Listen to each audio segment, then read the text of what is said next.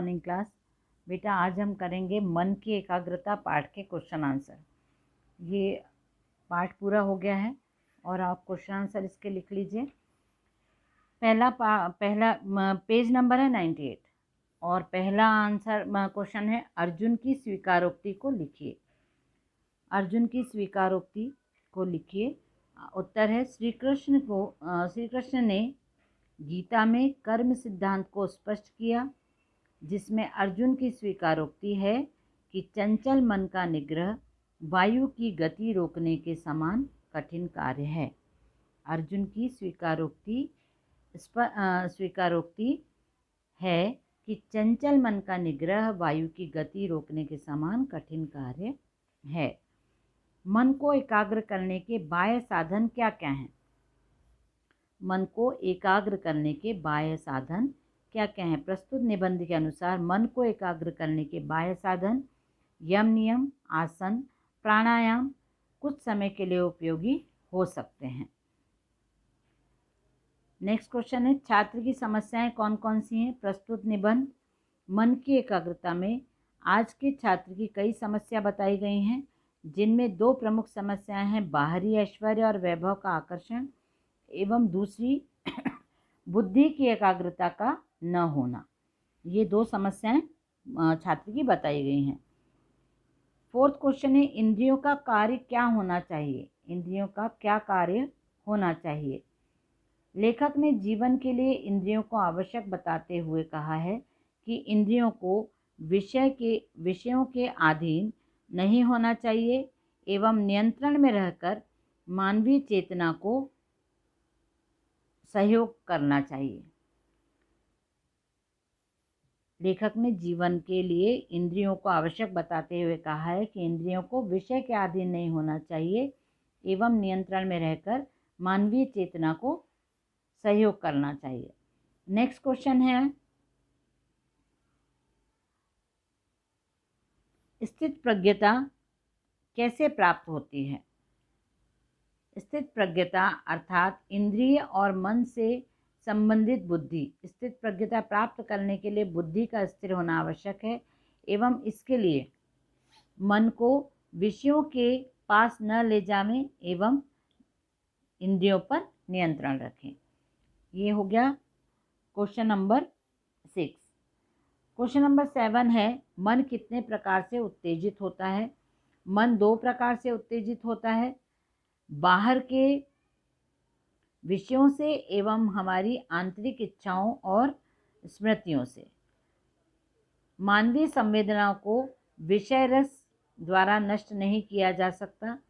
सांसारिक पूर्ण विराम लगा के लिखेगा, सांसारिक क्रियाकलापों के द्वारा मानवीय मन उत्तेजित होता रहता है।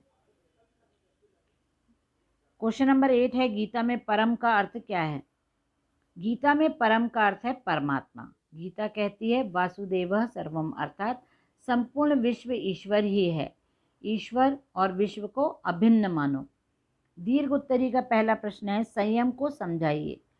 निबंध मन की एकाग्रता में लेखक पंडित बालकृष्ण भारद्वाज द्वारा संयम को छात्र जीवन का महत्वपूर्ण कार्य माना गया है।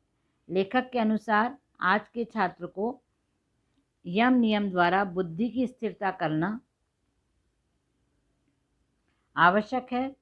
मन की एकाग्रता के लिए संयम को जीवन में अपनाकर जिसमें अपने मन एवं इंद्रियों पर नियंत्रण रखते हुए संतुष्टि का अनुभव कर सृजनशीलता में वृद्धि करें। नेक्स्ट क्वेश्चन है दीर्घ उत्तरी का सेकंड क्वेश्चन है परम उच्च लक्ष्य का तात्पर्य क्या है? प्रस्तुत पाठ में परम उच्च लक्ष्य का तात्पर्य मन को संयमित करते हुए लक्ष्य प्राप्ति के लिए प्रेरित करना अर्थात लोक कल्याणकारी भावना के लिए कार्य करना है। इस संदर्भ में छात्रों के लिए अध्ययन ही परम लक्ष्य होना चाहिए। ये क्वेश्चन आंसर हो गए हमारे। अब पेज नंबर 99 पे दीर्घ उत्तरी हैं, वो मैं आपको अभी लिखवा देती हूँ। सबसे पहला है मन की एकाग्रता की समस्या सनातन है, तो आप लिख लीजिए सर्वविदित है कि मानव मन की अवस्था चंचल है।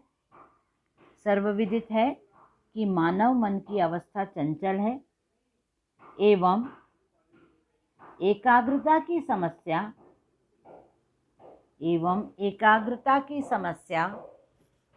मानव के साथ सनातन काल से चली आ रही है। पूर्ण विराम लगा के लिखिए, मानव अनेक प्रकार की इच्छाओं आकांक्षाओं की पूर्ति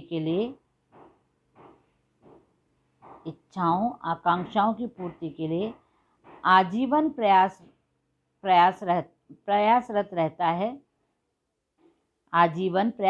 रहता है एवं इसी कारण वह मन को एकाग्र नहीं कर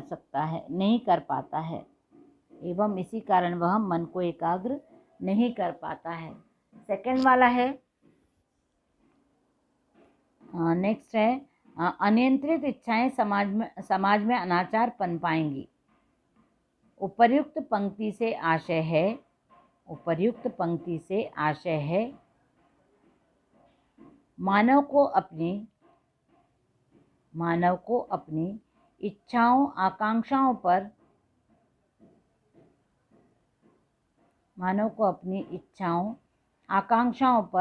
अंकुश लगाना आवश्यक है क्योंकि अनियंत्रित इच्छाओं की पूर्ति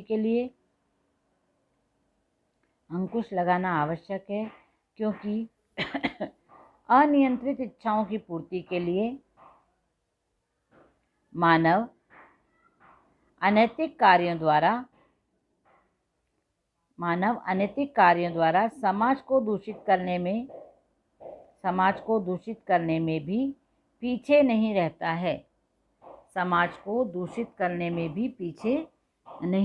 है। ये हो गए हैं पेज नंबर 99 पे। जो भाव पल्लवन था वो भी दोनों हमने कर लिए, क्वेश्चन आंसर हमने कर लिए। और इसका एक क्वेश्चन मैंने तीसरा क्वेश्चन हमने लिखा था, छात्र की समस्याएं कौन कौन सी हैं, और फिफ्थ क्वेश्चन भी वही है, छात्रों की समस्या क्या है।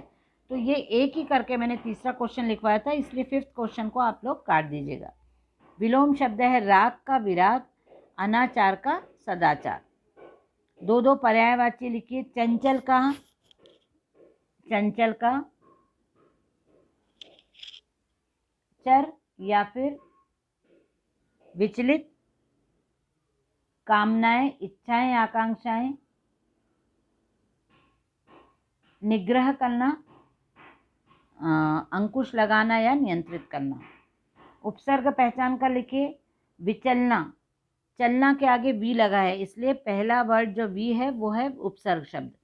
निग्रह में नी उपसर्ग है। संतुष्ट में सम और तुष्ट अलग शब्द होता है इसलिए सन क्या हो गया, उपसर्ग हो गया।